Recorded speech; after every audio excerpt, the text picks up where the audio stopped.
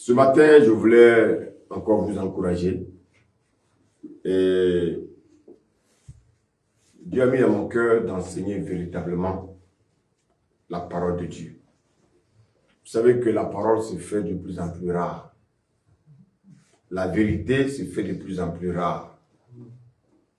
Et le diable a envoyé les églises, au lieu de venir, bien-aimés, apporter la chaleur divine, alléluia. Il y a beaucoup qui travaillent vraiment pour l'ennemi. Et c'est pour ça que nous devons être vraiment vigilants. Amen. Amen. Il y a beaucoup de désordre, il y a beaucoup de mélanges dans les enseignements que nous recevons. Il faut faire très très attention. Vous savez, chacun veut interpréter la Bible à sa manière, à son intérêt, à son avantage. Mais les gens ne veulent pas réellement la vérité. Il y a quelqu'un ici qui aime la vérité? Amen. Il y a quelqu'un ici qui aime la vérité? Amen. Quelqu'un ici sait comment Dieu fonctionne? Alléluia. Amen. Ne laissons pas les gens interpréter la parole comme ils le veulent. Amen. Amen. Vous savez, nous allons ce matin parler de comment interpréter la Bible. On a la Bible, mais souvent l'interprétation est difficile. Comment nous devons interpréter la Bible? Vous savez que la Bible est constituée de combien de livres? Quelqu'un peut me dire? La Bible est constituée de 66 livres. Si quelqu'un peut m'approcher le tableau, là, je vais marquer tout ça. La Bible est constituée de 66 livres. Amen. Amen. Merci.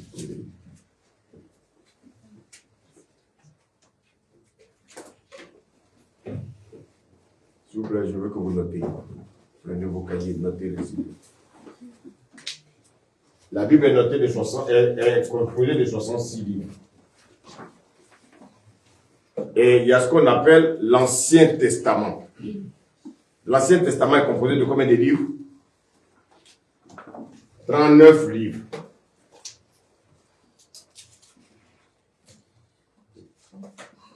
Et le Nouveau Testament est constitué de 27 livres.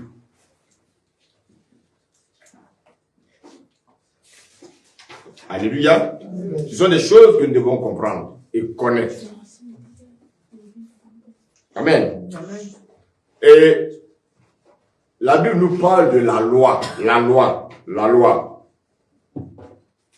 Vous avez peut-être aussi entendu parler du Tanakh. T-A-N-A-C-K. Le Tanakh. Le Tanakh, c'est la Bible des Juifs. Le Tanakh, c'est la Bible des Juifs. Alléluia. Et le Tanakh est constitué de ce qu'on appelle la loi, les psaumes et les prophètes. La loi, les psaumes et les prophètes. Et certains interprètent la parole comme ils le sentent. Alléluia. Mais ce que nous devons savoir, c'est que nous ne devons pas interpréter la parole comme nous voulons. Certains interprètent selon leur pensée. D'autres également l'interprètent par leur expérience théologique. Non. Dieu n'a jamais envoyé la théologie. Dieu a envoyé son esprit. Dis Amen. Amen. Donc, d'autres interprètent selon les enseignements théologiques qu'ils ont reçus, mais d'autres interprètent également par rapport au Saint-Esprit. La question qu'on se pose ce matin, comment nous pouvons interpréter la parole de l'Ancien Testament au Nouveau Testament? Vous devez savoir qu'il y a ce qu'on appelle les interprétations apostoliques. Et il y a ce qu'on appelle, Jésus aussi a eu son interprétation, et il y a ce qu'on appelle l'interprétation théologique. Alléluia. Alléluia. Mais dans tout ça, nous devons savoir une vérité. On va prendre nos Bibles dans 2 Pierre. 2 Pierre 1.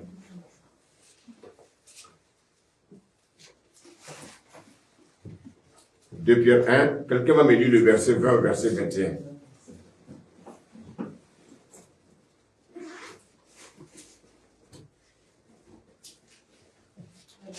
Amen. Sachant tout d'abord, vous-même, qu'aucune prophétie de l'Écriture ne peut être un objet d'interprétation particulière. Donc, je ne peux pas me permettre d'interpréter la parole de Dieu comme je le sens. Alléluia. Continue. Car ce n'est pas par une volonté d'homme qu'une prophétie a jamais été apportée, Oui. mais c'est poussé par, C'est poussé par qui? par le Saint-Esprit. Par le Saint-Esprit. Que des hommes ont parlé de la part de Dieu. Donc, écoutez, ce sont les hommes. Ce sont les hommes qui sont les auteurs de la Bible.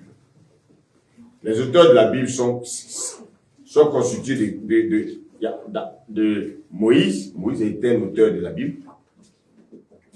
David est un auteur de la Bible. Paul, en fait, tous les apôtres en général ont été les auteurs de la Bible. Alléluia.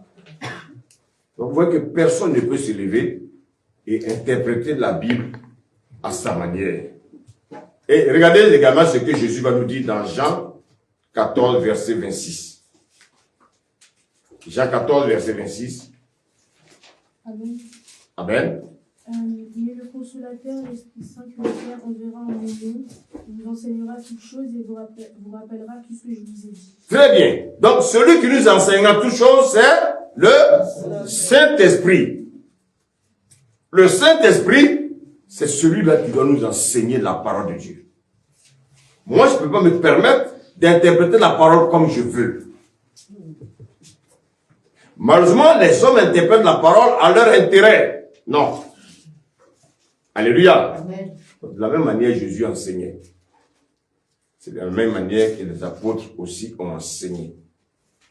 Nous devons tous interpréter la parole comme les apôtres ont interprété la parole. Maintenant, voyons comment Jésus a interprété la parole. Nous allons aussi après voir comment les apôtres interprétaient la parole de Dieu. Où est-ce qu'ils tiraient leur inspiration? Alléluia. Alléluia. Amen. Sur quoi ils s'appuyaient pour interpréter la parole de Dieu? Beaucoup s'appuient sur leurs expériences. Non, nous ne devons pas nous appuyer sur nos expériences, mais nous devons nous appuyer sur la parole de Dieu. Nous devons nous appuyer sur, bien aimé, la parole que le Seigneur nous a laissée. Amen. Amen.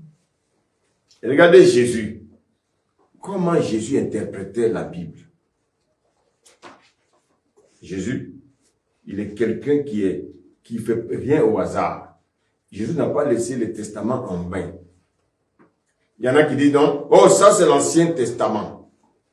Mais quand ça les arrange pour les choses charnelles, ils vont raconter les histoires d'Abraham, qu'Abraham était riche. Il va raconter les histoires de Salomon qui était riche. Non. C'est pas comme ça qu'il faut interpréter l'Ancien Testament.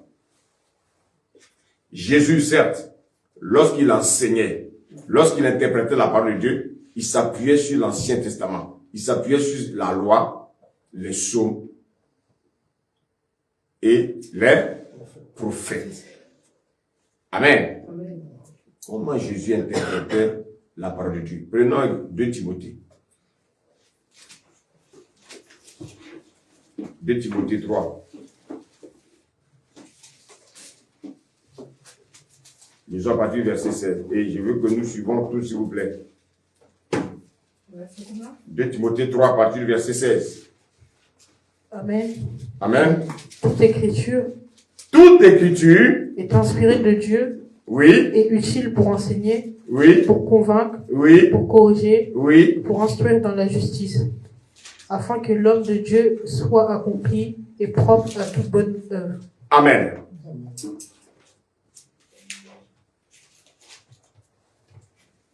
La Bible dit que toute écriture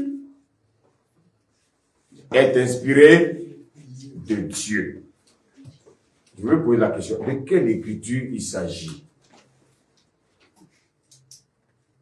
Toute écriture est inspirée de Dieu.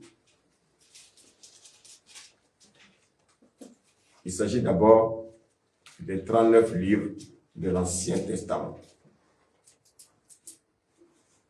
Qui peut me dire quel est le premier livre de l'Ancien Testament et quel est le dernier livre de l'Ancien Testament? Je viens. L'Ancien Testament, c'est Genèse. Et le dernier livre? Jourdain? Malachie.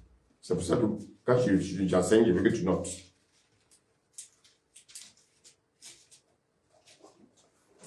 Donc, le premier livre, c'est Genèse. Et le dernier livre de l'Ancien Testament, c'est Malachie. Alléluia. Amen. Quel est le premier livre du Nouveau Testament? Et quel est le dernier livre du Nouveau Testament?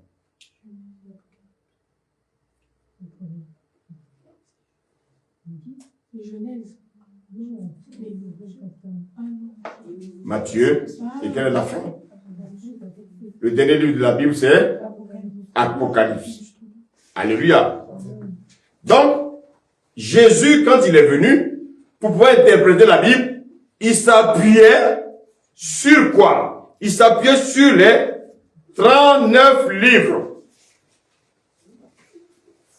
Il s'appuyait sur la loi, les psaumes et les prophètes. Donc quand on dit, on parle de toute écriture, il s'agit de la loi, il s'agit des psaumes et il s'agit des prophètes. Et ces 39 livres avaient 4 objectifs. Et quels étaient les 4 objectifs? On va encore relire ce qu'on a lu tout à l'heure. 2 Timothée 3, verset 16. Amen. Amen. Toute écriture est inspirée de Dieu Toute écriture est inspirée de Dieu. Oui, quel objectif? et utile pour enseigner, Donc, le premier objectif, c'est pour enseigner. Très bien, continue. pour convaincre, Pour convaincre. Oui. pour corriger, Pour corriger. Oui, mais écoutez, même Dieu nous corrige. Est-ce que je me fais comprendre? Est-ce que je me fais comprendre ce matin? Amen. Même Dieu nous corrige. Et on continue. pour instruire dans la justice, Merci, ma fille. Donc, pour instruire dans la justice. Donc, quels sont les 4 objectifs? Quelqu'un peut me les citer rapidement? enseigner, Enseigner, convaincre, convaincre, corriger corriger et instruire. et instruire. Maintenant, quel est le but final de ces 4 objectifs? Verset 17. Afin que l'homme de Dieu soit accompli et propre à toute bonne œuvre. Donc, ici, on parle de l'homme de Dieu. Mais on pouvait mettre quoi? L'enfant de Dieu. L'enfant de Dieu. Le Seigneur veut que nous atteignions la perfection. Amen. Alléluia. Amen. Donc, on voit que Jésus pour enseigner, Jésus pour convaincre, Jésus pour corriger, Jésus pour instruire, il s'est appuyé sur les 39 livres du Tanakh. Le Tanakh, c'est la Bible bien-aimée des Juifs. Le Tanakh, c'est ce qu'on appelle l'Ancien Testament. Quand Jésus est venu, il n'est pas allé chercher des écritures ailleurs. Quand Jésus est venu, il n'est pas allé se promener. Jésus n'a rien inventé. Jésus s'est appuyé simplement sur les Écritures. Alléluia. Amen. Jésus s'est appuyé sur les Écritures. Maintenant, regardez la question. Écoutez la question. Quelle source inspirait Jésus à interpréter la parole? Qui inspirait Jésus C'est le Saint-Esprit. Chrétien, écoute-moi ce matin. Il y a beaucoup de faux esprits dans les églises. Et c'est pour ça qu'il faut avoir l'esprit de discernement. Pendant que je prêche, si tu as l'esprit de discernement, tu dois savoir si ce que l'homme la prêche, c'est la parole de Dieu ou non. Voici pourquoi, bien aimé, quand j'enseigne, je permets aux gens d'écouter, de lire la parole de Dieu eux-mêmes. Et cela devient vivant. Ça devient interactif entre vous et moi. Alléluia. Alléluia. Et ça permet à chacun de grandir. Afin que lorsque vous vous retrouvez à la maison, vous réécoutez le message avec les versets à l'appui et cela vous aide à avancer. Alléluia. Donc quand Jésus enseignait, lorsque Jésus convainquait, lorsque Jésus corrigeait, lorsqu'il enseignait, Jésus s'appuyait certes sur les 39 livres du Tanakh, mais Jésus, il était inspiré par le Saint-Esprit. Maintenant, la question qu'on peut se poser, pourquoi Jésus se référait à la loi, aux psaumes et aux prophètes? Toutes les réponses sont dans la Bible. Prenons le livre de Luc. Luc 24.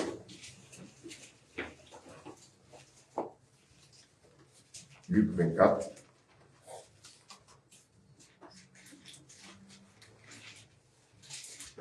Verset 44. Regardez ce que la parole de Dieu nous dit. Amen. Amen. Puis il leur dit, c'est là ce que je vous disais lorsque j'étais encore avec vous, oui, qu'il fallait que s'accomplisse tout ce qui est de moi. Ah, je vous pose la question. Tout l'Ancien Testament est écrit pour qui? Il dit tout ce qui est dans l'Ancien Testament. Aurélie, vous allez bien entendre, s'il vous plaît. Et vous allez comprendre aussi. Vas-y. Puis il leur dit, c'est là ce que je vous disais. C'est là ce que je vous disais. Oui, vas-y, ma fille. Lorsque j'étais encore avec vous. Lorsque j'étais encore avec vous. Qu'il fallait que s'accomplisse tout ce qui est écrit de moi dans la loi de Moïse. D'accord. Donc, dans la loi de Moïse, c'est-à-dire dans la Torah, alléluia, dans les psaumes et dans les prophètes, ça concernait qui? Jésus.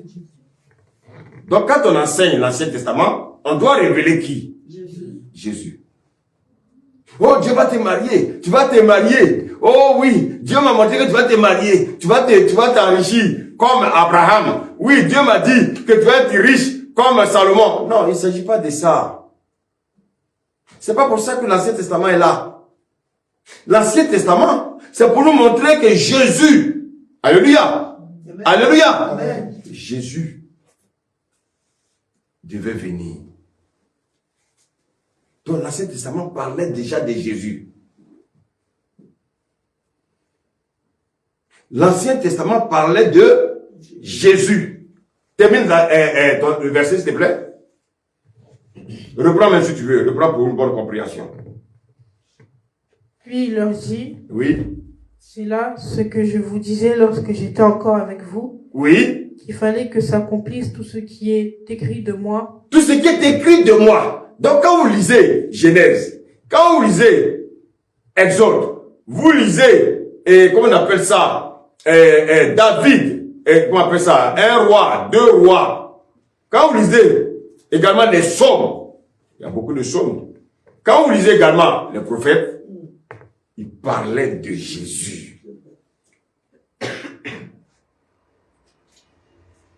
Vous n'allez jamais lire, bien aimé, les prophètes qui disaient, ah, Dieu m'a montré que tu seras riche. Dieu m'a montré, oh, Dieu m'a montré que tu seras, non, c'est pas ça, la prophétie.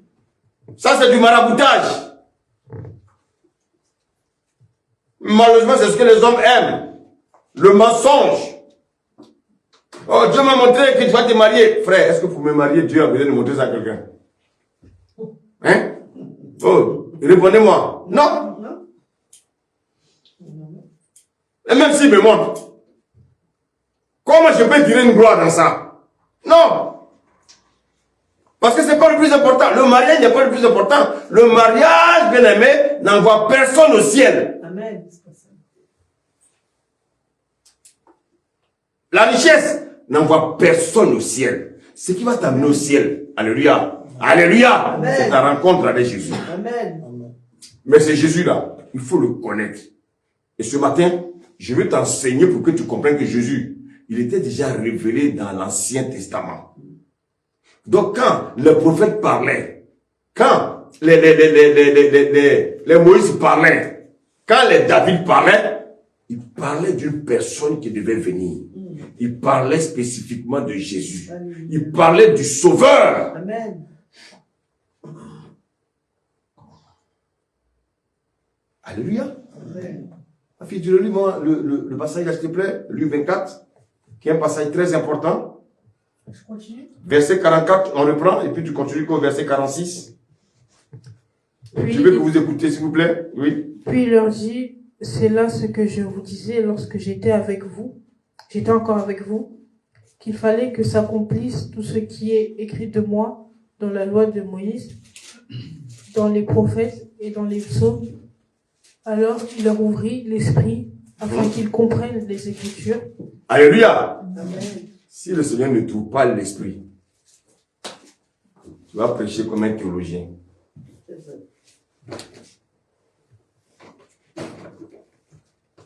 Ce que je me fais comprendre ce matin. Amen. Laissez le Saint-Esprit vous enseigner. Je ne dis pas avoir la connaissance est mauvais, non. Mais malheureusement, la Bible, la connaissance enfle. Nous ne sommes pas distraits par la connaissance. Laissons le Saint-Esprit s'emparer de notre esprit et de nous enseigner. Amen. Alléluia. Amen. Je voulais que vous sachiez une chose. Dans la loi de Moïse, quand on lit la loi, Moïse là, il y avait 613 lois.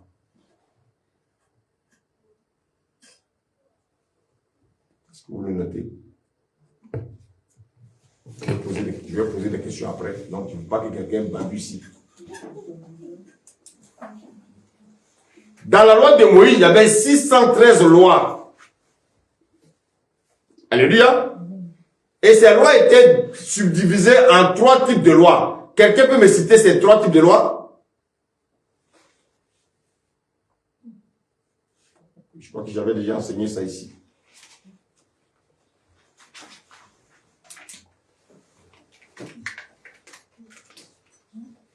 Il y a les lois morales, il y a les lois morales, les lois cérémonielles, et puis il y a les lois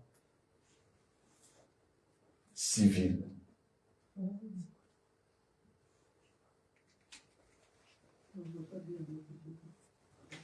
Donc, comme je l'ai dit, il y a les lois morales,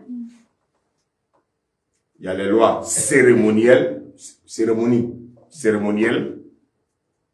et puis il y a les lois civiles.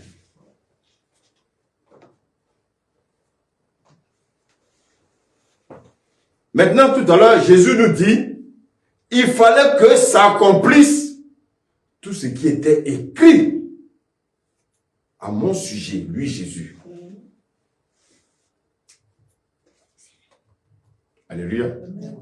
Alléluia. Il s'agit de quoi? Il s'agit des lois morales. Il s'agit des lois cérémonielles. Et il s'agit des lois civiles. Alors, qu'est-ce que vous devez comprendre? Suivez-moi, s'il vous plaît. Quand vous lisez la parole de Dieu, quand vous lisez la Bible, et on parle des lois morales, ces lois parlent de qui? C'est-à-dire qu'on doit voir qui? On doit voir Jésus. Quand on lit les lois civiles, on doit voir qui? Quand on lit les lois cérémonielles, on doit voir qui? Jésus. Jésus. Quand je lis les 150 psaumes, je dois voir qui? Jésus. Quand je lis les 17 prophètes, je dois voir qui? Jésus. Je dois voir Jésus. Alléluia. Ce que je veux vous faire comprendre, c'est que quand je lis les lois, il y a des passages où je dois voir qui? Jésus. Pas toutes, mais il y a des passages où je dois voir Jésus. Quand je lis les psaumes, il y a des passages où je dois voir qui? Jésus. Quand je lis les prophètes, il y a des passages où je dois voir qui? Jésus. Voici pourquoi il dit que ces livres, il était question de lui.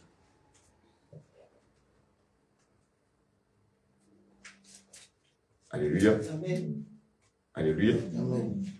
Il était question de lui. Lisons le psaume 40, s'il vous plaît. Le psaume 40.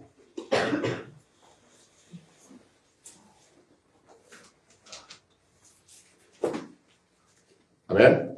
Le psaume 40, quelqu'un lit le verset 7. Psaume 40, verset 7. Amen. Tu ne désires ni sacrifice ni offrande. Oui. Tu m'as ouvert les oreilles et tu ne demandes ni holocauste ni victime expiatoire. Oui. Alors je dis, voici, je viens avec le rouleau du livre écrit pour moi. Merci. Alors, j'ai dit, voici, je viens avec le rouleau du livre écrit pour moi. Donc, comment on peut encore appeler l'Ancien Testament? Un livre? Non. Le rouleau? Rouleau de Le rouleau du? livre. Écoutez bien. L'Ancien Testament est encore appelé le rouleau du livre. On peut encore lire Hébreux 10, verset 7.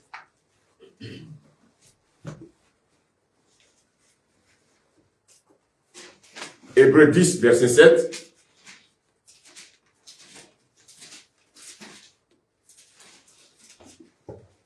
Hébreux 10, verset 7. Écoutons la parole, s'il vous plaît. Oui, on y va. Alors j'ai dit, voici, je viens dans le rouleau du livre. Il est question de moi pour faire... Alléluia. Amen. Alléluia. Amen.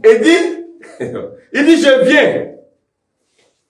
Dans le rouleau du livre, il est question de moi pour faire quoi? Oh Dieu, ta volonté. Donc, le rouleau du livre, c'est ça qu'on appelle l'Ancien Testament. Le rouleau du livre est composé de la loi de Moïse, les psaumes et les prophètes.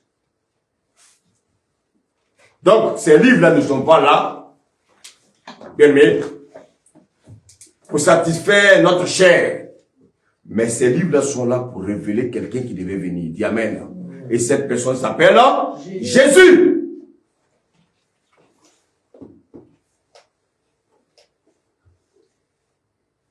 Alléluia. Amen. Quand vous entendez parler du Tanakh, vous entendez parler de l'Ancien Testament, vous entendez parler du rouleau du livre, il s'agit de l'Ancien Testament qui est composé de la loi, les psaumes et les prophètes.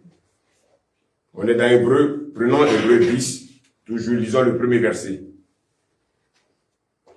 Regardez ce que le premier verset nous dit.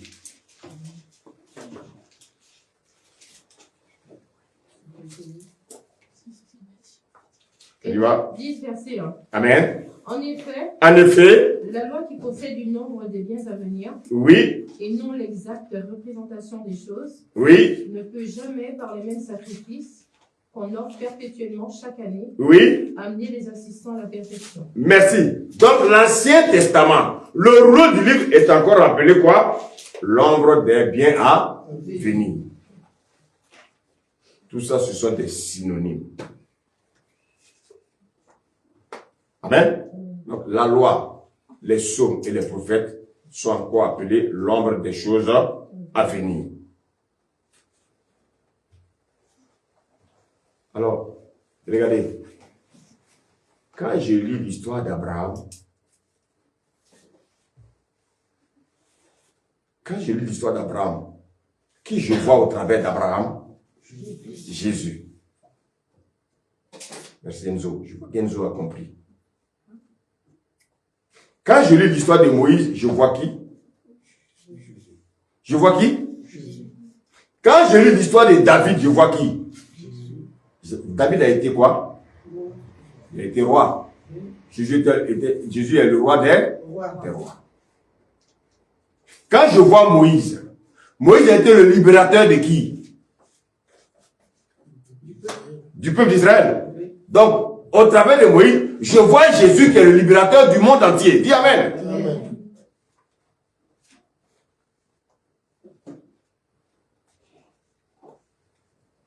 C'était l'ombre des choses à venir. Quand je vois les acteurs dans la Bible, au travers de ces acteurs, je vois Jésus. Il était l'ombre et la réalité en Jésus-Christ. Donc, ce que vous devez retenir. Amen. Amen. Tout l'Ancien Testament, il est question de Jésus. Amen. Amen. Prenons Jean 5, verset 37 à 38. Jean 5, verset 37 à 38.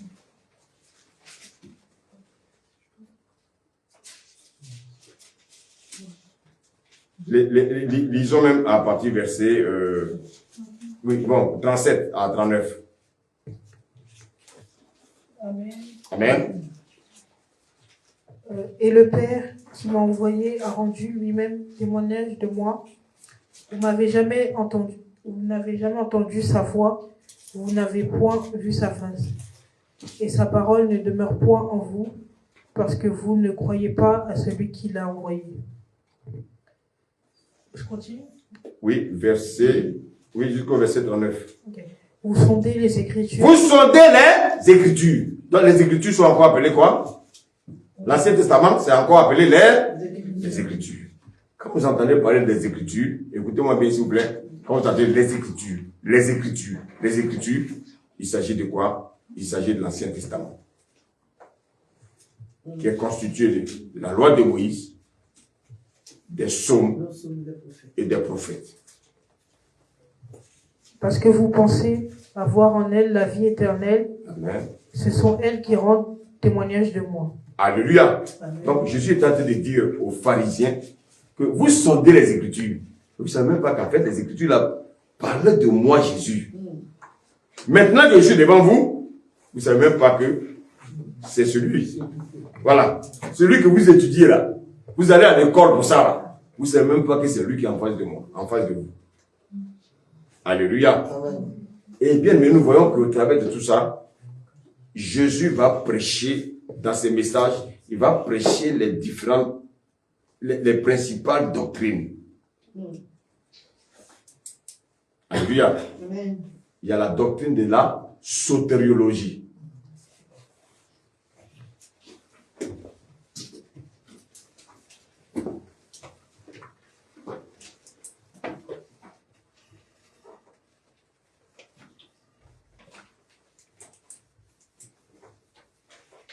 Amen. Amen. La doctrine de la sotériologie.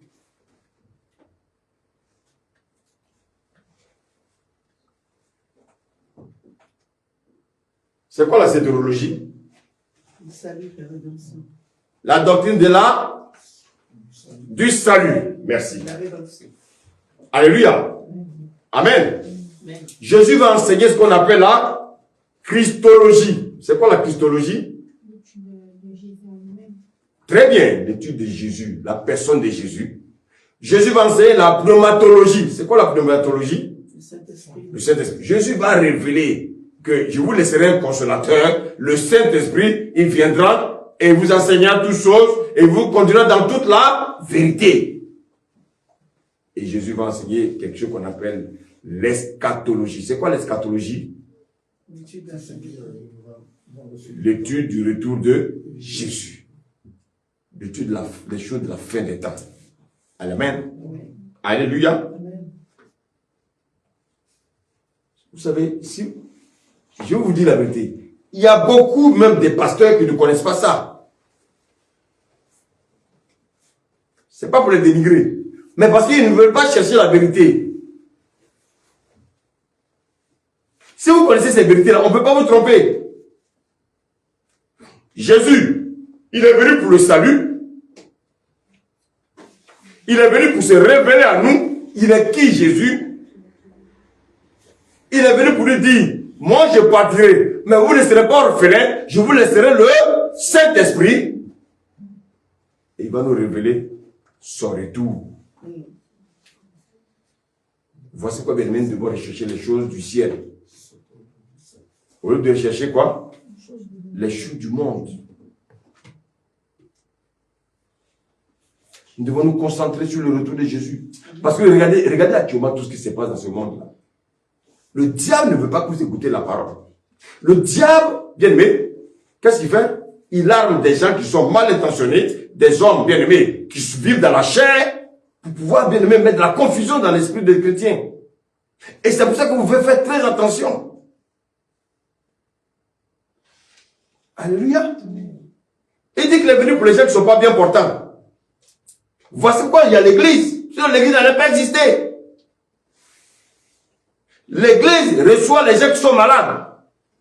L'église reçoit les gens bien aimés qui sont mal portants. Afin de recevoir la parole de Dieu. Parce que la Bible dit que c'est la parole qui nous guérit. Amen. Amen. On ne laisse personne te dire oui, tu es ceci, tu es cela. Refuse. Amen. Qui accusera les élus de Dieu? Qui? Qui? Toi qui accuses les élus de Dieu, toi tu as un bon témoignage? Voici les choses que l'Église doit enseigner. Est-ce que je me fais comprendre ce matin? Amen. Alléluia. La Bible dit que l'Ancien Testament parlait de la personne de Jésus. Ce Jésus qui devait venir sauver le monde. Et pourquoi il devait venir sauver le monde? Parce que les premiers hommes ont désobéi. Les premiers hommes, ceux qui il a mis son espoir, ils ont désobéi, ils ont péché. Et ce péché nous conduit dans une destination éternelle. Mais cette destination éternelle, c'est la ruine. Et Jésus ne veut pas de ça. Amen. Amen. Voici pourquoi, bien aimés, nous devons comprendre qu'il y a 3 sortes de prédestination. Alléluia. Amen. Premièrement, il y a la prédestination des élus. Est-ce que quelqu'un me suit? Quelqu'un me suit? Il y a ce qu'on appelle les élus de Dieu. Deuxièmement, il y a la prédestination à la chute. Donc, le Seigneur savait qu'Adam allait chuter.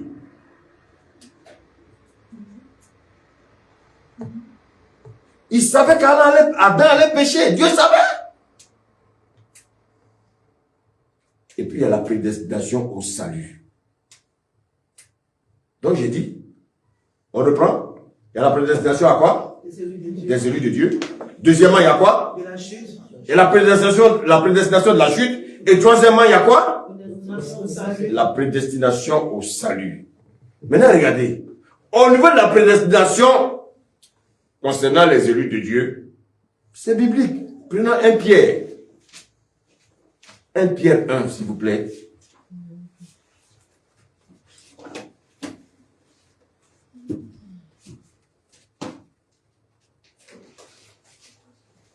Pierre 1, lisons à partir du verset 18, s'il vous plaît.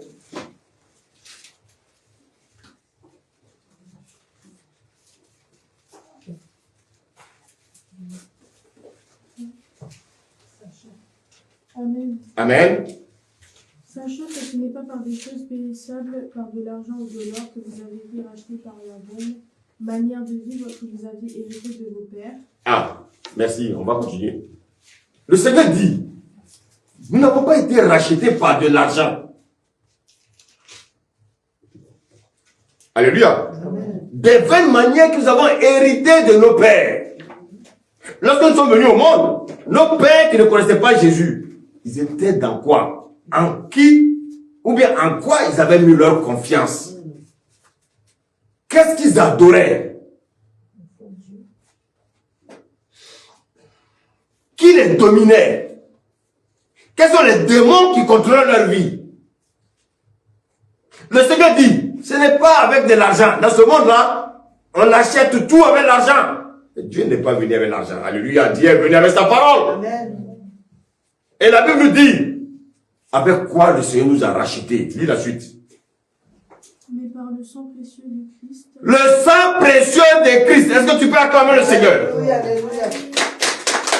Est-ce que tu peux acclamer le Seigneur? Dieu t'a racheté par son sang. Je vais enseigner un jour sur le sang. Parce qu'il y en a souvent qui font beaucoup de confusion quand tu parles du sang de Jésus. Alléluia. Ce n'est pas mon thème aujourd'hui. Donc, continue, ma fille. comme un agneau sans défaut et sans tache, Oui. prédestiné avant la fondation du monde et manifesté. Prédestiné avant la fondation du monde. Est-ce que quelqu'un peut donner le micro, il va lire un peu plus fort, s'il vous plaît.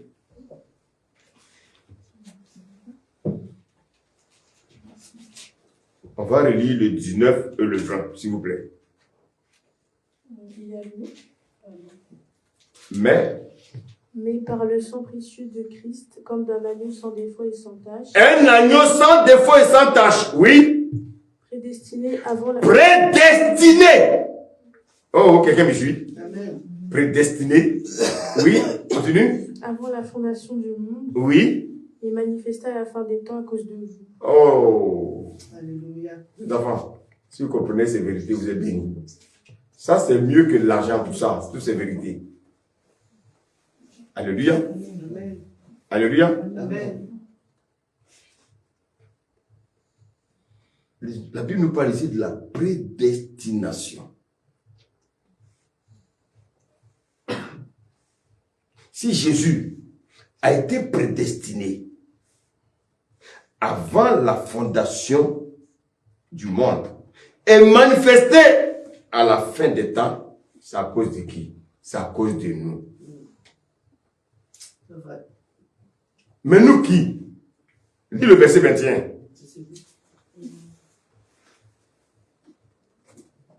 Qui par lui croyait en Dieu, lequel l'a ressuscité des morts et lui a donné la gloire en sorte que votre foi et votre espérance reposent sur Dieu. Alléluia! Vous savez, j'aime la parole. Qui aime la parole ici? Amen. La parole, c'est la vie. Vous avez, regardez cette révélation. On dit que Jésus a été prédestiné avant la fondation du monde et manifesté à la fin des temps. À cause de toi et moi. Regardez, il a quitté le ciel. Il a quitté l'honneur. Il a quitté la gloire pour venir, bien-aimé, dans le poton-poton. Tabou. Pour venir dans la boue.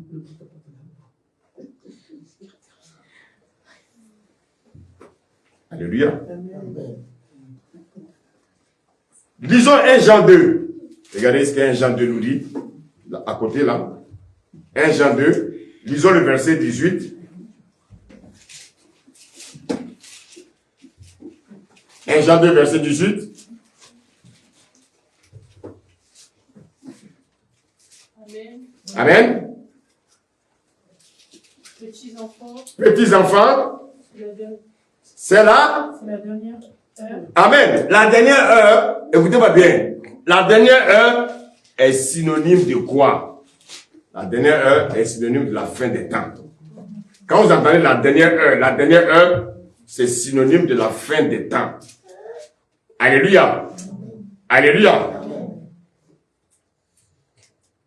Et comme vous avez appris qu'un antéchrist vient, Vous avez entendu? Écoutez-moi. Le Seigneur nous enseigne qu'il y a un antéchrist qui vient. Voici que le monde bouge là. Mais vous, comme vous n'avez pas des yeux spirituels, pour voir que le monde bouge, vous n'avez pas les yeux spirituels pour voir que le diable est en action. Alléluia. Alléluia. Beaucoup prennent pour leur pensée, ils prennent quoi que leurs pensées sont les pensées de Dieu. Dieu n'est pas là pour détruire. Alléluia. L'Esprit de Dieu n'est pas là pour accuser un frère. Toi qui es un accusateur, tu n'es pas un enfant de Dieu. Parce que le diable, il veut le maximum dans son camp. Souvent, tu es tellement orgueilleux que tu crois que tu es dans la vérité. Non, frère, tu n'es pas dans la vérité. Parce que l'Esprit de Dieu n'est pas pour détruire. L'Esprit de Dieu n'est pas pour diviser. L'Esprit de Dieu réunit. Il y a un antéchrist qui arrive. Et les antéchrists sont dans les églises. Ils se font passer pour des hommes spirituels. Mais au fond d'eux, ils ont été envoyés par le diable. Et c'est pour ça que je ne laisse personne vous dire, vous êtes ceci, vous êtes cela. Refusez cela. Amen. Alléluia. Moi, je ne viendrai pas ici pour dire que Dieu, toi, tu es un enfant de temps. Oui, Dieu m'a montré. Non, ça ne m'intéresse pas. Même si je vois, je prie. Vous avez compris ce que j'ai dit? Vous avez compris ce que j'ai dit? Amen. Si Dieu me montre quelque chose de mauvais en vous, je vais prier pour vous. Dis Amen. Amen. Parce que l'esprit qui est en moi est puissant. Est plus puissant que l'esprit du diable. Jésus ne l'a pas dit. Que l'esprit qui est en moi est plus fort que l'esprit qui est dans le monde. Pourquoi vous avez peur? Pourquoi vous avez peur? C'est que je n'ai pas l'esprit de Dieu. Amen. La Bible nous dit que l'agneau a été prédestiné avant la fin du monde. Ça veut dire quoi? Si on nous dit que l'agneau a été prédestiné avant la fin du monde, ça veut dire que toi et moi qui sommes des élus, nous avons aussi été prédestinés avant la fin du monde. On va le vérifier. Moi, je ne prêche pas pour prêcher. Je prêche avec la Bible à l'appui. Alléluia. Prenons Éphésiens.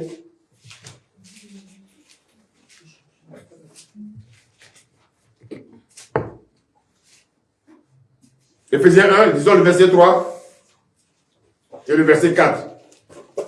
Éphésiens 1, verset 3. Amen. Béni soit Dieu le Père de notre Seigneur Jésus, Oui. qui nous a bénis de toutes sortes de bénédictions spirituelles Oui. dans les lieux célestes en Christ. Oui. En lui, Dieu nous a élus avant la fondation du Est-ce qu'on monde. peut acclamer la parole?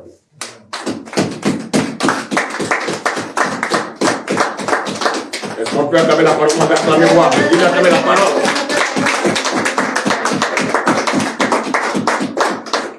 Regardez. La Bible dit que Jésus a été quoi? Jésus a été prédestiné quoi? Avant? Et la Bible nous dit ici quoi? En lui, Dieu nous a élus avant la fondation du monde. En qui?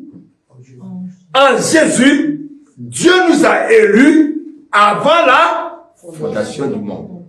Donc, bien aimé, il faut savoir que il y a des élus de Dieu et puis il y a des élus du diable. Oh, quelqu'un me suit? C'est dur, hein, mais c'est la vérité. Il y a des élus de Dieu et puis il y a les élus du diable.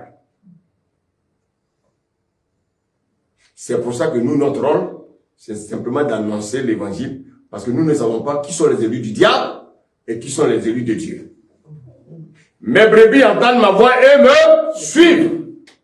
Lorsque nous allons annoncer l'évangile, ceux qui sont les enfants de Dieu, ils nous suivront. Ils suivront Jésus. Oh, quelqu'un me suit? Amen. Donc, ce que vous devez savoir, c'est qu'en Dieu, il y a ce qu'on appelle la préconnaissance. En Dieu, il y a ce qu'on appelle la préscience. En Dieu, il y a ce qu'on appelle, bien aimé, la prédestination.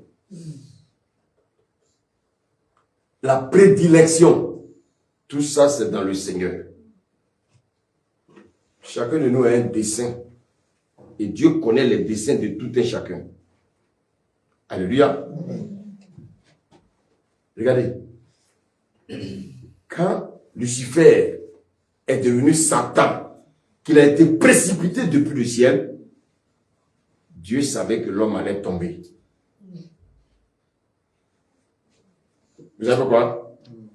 Parce que vous savez, quand il est descendu avec une grande colère. Et comme il sait qu'il ne peut pas vaincre Dieu, il va s'attaquer à qui? Aux enfants de Dieu.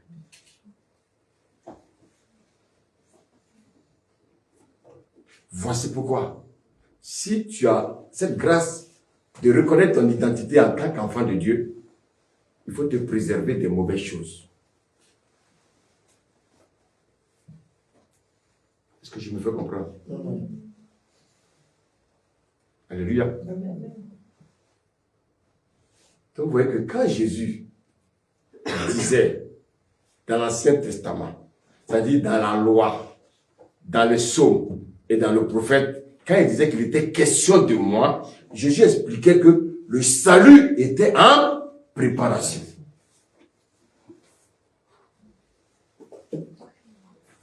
Étant en préparation, lui, Jésus, il allait faire quoi? Il allait venir. Il faut qu'en fait, Dieu, qu'est-ce qu'il avait fait? Dieu avait préfiguré le salut. Amen. Quand j'ouvre ma Bible dans l'Ancien Testament, que je suis en train de méditer, je demande au Saint-Esprit de me montrer Jésus dans ce que je médite. Alléluia. Alléluia. Amen. Donc l'Ancien Testament préparait la venue du salut. L'Ancien Testament préparait, bien aimé, la personne de Jésus. L'Ancien Testament préparait, bien aimé, le salut qui était personnifié. À la personne de qui? À la personne de Jésus. Et donc, quand vous lisez l'Ancien Testament, et puis vous entendez parler de Noé. Quand vous parlez de Noé, il était question de Jésus. Quand vous entendez parler de l'arche de Noé, il était question de Jésus. Quand vous entendez Abraham dire, il est le père des nations, il était question de qui? Jésus. Amen. Amen. Quand vous voyez les sacrifices d'animaux qu'on égorgeait chaque fois, il était question de qui? Jésus. Il était en train de nous préparer au fait qu'il allait venir à la croix, être crucifié. Amen. Tous les sacrifices que vous voyez dans l'Ancien Testament, il était question de Jésus. Toutes les offrandes, il était question de Jésus. Quand vous lisez Genèse 4, il est question de l'offrande de qui? Abel et Caïn. Il était question de Jésus. Lorsque dans Genèse 12, on nous dit qu'Abraham avait pris des tourterelles, il avait pris des oiseaux découpés en deux, il était question de qui? Jésus. Bien-aimé. Bien-aimé. Le salut a préexisté avant sa manifestation. Jésus a préexisté avant de venir sur la terre pour manifester, bien-aimé, son rôle pour venir sauver le monde. Alléluia. Donc, qu'est-ce que nous devons comprendre alors? Avant la création du monde, il y avait déjà la préexistence du salut. Amen. Amen. Voici pourquoi il est dit que l'agneau avait été prédestiné avant la fondation du monde. Donc pour mieux comprendre la parole, pour mieux vivre la parole, il faut comprendre bien l'historique de la venue de Jésus. Et cet historique, c'est ça l'Ancien Testament.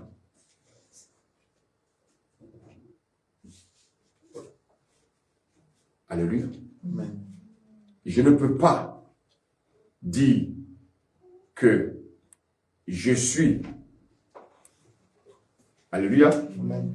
Je ne peux pas dire que je suis un enfant de Dieu sans comprendre ces vérités. Tous les sacrifices que vous voyez dans l'Ancien Testament parlaient de Jésus. Alléluia. Amen. Alléluia. Amen. Tous les animaux qui ont été utilisés parlaient de Jésus.